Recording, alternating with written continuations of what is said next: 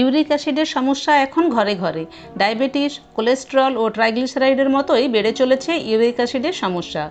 ব্লাডে uric acid বাড়লে এমনিতে কোনো সিমটম বা লক্ষণ থাকে না। অন্যান্য কিছু শারীরিক সমস্যার কারণে ব্লাড টেস্ট করলে হাই ইউরিক অ্যাসিড ধরা পড়ে। ব্লাডে ইউরিক অ্যাসিড বেড়ে গেলে তা নিয়ে অনেকেই বেশ দুশ্চিন্তায় থাকেন। এই ইউরিক অ্যাসিড কী, ইউরিক অ্যাসিড বেড়ে যাওয়ার কারণগুলি কী কী এবং কিভাবে তা নিয়ন্ত্রণে রাখা যাবে তাই নিয়েই আলোচনা করব আজকের পর্বে। নমস্কার বন্ধুরা, হেলদি লিভিংয়ে আপনাদের সবাইকে স্বাগত।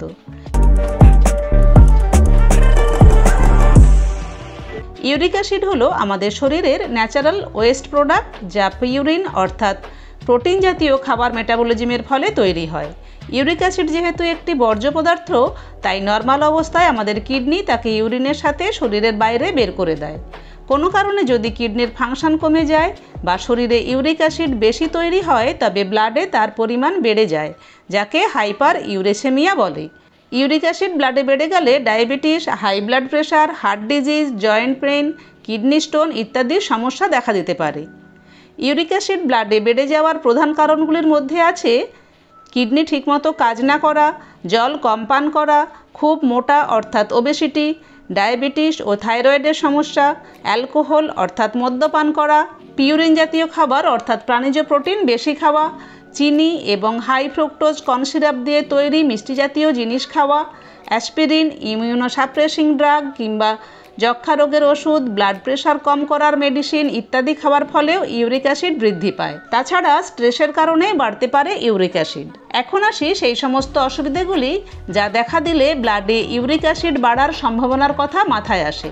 সেগুলি হলো কিডনি ও ইউরিন সংক্রান্ত নানান সমস্যা, যেমন বারবার ইউরিন হওয়া, ইউরিন ঘোলাটে হয়ে যাওয়া, ইউরিনের সাথে ব্লাড, ইউরিন করার সময় প্রচণ্ড জ্বালা ও যন্ত্রণা করা, পিঠের নিচে বা তলপেটে ব্যথা অনুভব করা ইত্যাদি, এবং পায়ের বুড়ো আঙুল কিংবা হাঁটু বা অন্যান্য জয়েন্টে যন্ত্রণা হওয়া।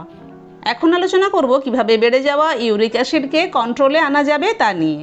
নাম্বার 1, কিডনির কার্যক্ষমতা বৃদ্ধি করতে কিডনিতে জমে থাকা সেডিমেন্ট অর্থাৎ ময়লাকে পরিষ্কার করতে কিডনি ক্লিনজ করতে হবে। তাহলে কিডনি এক্সেস ইউরিক অ্যাসিডকে ভালোভাবে ইউরিনের সাথে বাইরে বের করে দিতে সক্ষম হবে। এই কিডনি ক্লিনজ নিয়ে আমার আগের ভিডিওতে বিস্তারিত আলোচনা করা আছে, সেটি অবশ্যই দেখে নেবেন, যার লিঙ্ক দেওয়া আছে ডেসক্রিপশন বক্সে। নাম্বার 2, প্রতিদিন পর্যাপ্ত পরিমাণে অর্থাৎ 2.5 থেকে 3 লিটার জল পান করতে হবে, যাতে কিডনি সহজেই অতিরিক্ত ইউরিক অ্যাসিডকে ফ্লাশ আউট করে দিতে পারে। নাম্বার 3, যে সমস্ত প্রোটিন খাবারে বেশি মাত্রায় পিউরিন থাকে সেগুলি খাওয়া বন্ধ করতে হবে, বিশেষ করে মাটন, চিকেন এবং তাদের লিভার, গিজার্ড, হার্ট ইত্যাদি। মাছ খাওয়াও কম করতে হবে, আর বন্ধ করতে হবে টুনা, সার্ডিন, চিংড়ি, ঝিনুক, কাঁকড়া জাতীয় সমুদ্রের খাবার এবং সালামি, সসেজ, বার্গারের মতো প্রসেস মিট। নাম্বার 4, বাদ দিতে হবে সব ধরনের মিষ্টি, চিনি বা হাই ফ্রুক্টোজ কর্ন সিরাপ দিয়ে তৈরি packet food, cold drinks, packet juice, soda ও অ্যালকোহল। নাম্বার 5, প্রতিদিন হাঁটা, সাইকেল করা, সাঁতার কাটা বা অন্য কোনো কার্ডিয়াক এক্সারসাইজ করতে হবে। এতে ব্লাড সার্কুলেশন ভালো হবে, যা আমাদের শরীরের অ্যাসিড লোড কমাতে সাহায্য করবে এবং মেটাবলিজমও ভালো হবে, ফলে ওজনও নিয়ন্ত্রণে থাকবে। নাম্বার 6, ভিটামিন সি যুক্ত খাবার অর্থাৎ পাতিলেবু, কমলা লেবু, মৌসুমি লেবু, আনারস, আমলকি, চেরি, স্ট্রবেরি, কিউই ইত্যাদি খেতে হবে। এই অ্যালকালাইন ফ্রুটস আমাদের শরীরের অ্যাসিড লোড কম করে এবং ইউরিক অ্যাসিডকে বাইরে বেরিয়ে যেতে সাহায্য করে। নাম্বার 7, ফাইবারযুক্ত খাবার যেমন নানান ধরনের ফল, শাকসবজি ও স্যালাড রাখতে হবে খাবারের তালিকায়। নাম্বার 8, স্ট্রেস অর্থাৎ দুশ্চিন্তা থেকে নিজেকে মুক্ত রাখতে মেডিটেশন, ডিপ ব্রিদিং এক্সারসাইজ, কোনো রিল্যাক্সেশন কাজ যেমন গান শোনা, গান করা, গল্প বই পড়া, বাগানের কাজ কিংবা ছবি আঁকা করতে হবে। তাহলে স্ট্রেসজনিত কারণে ইউরিক অ্যাসিড বেড়ে যাওয়ার হাত থেকে রক্ষা পাওয়া যাবে। আজকের আলোচনা এই পর্যন্ত। ভিডিওটি উপকারী মনে হলে লাইক, শেয়ার ও কমেন্ট করতে ভুলবেন না।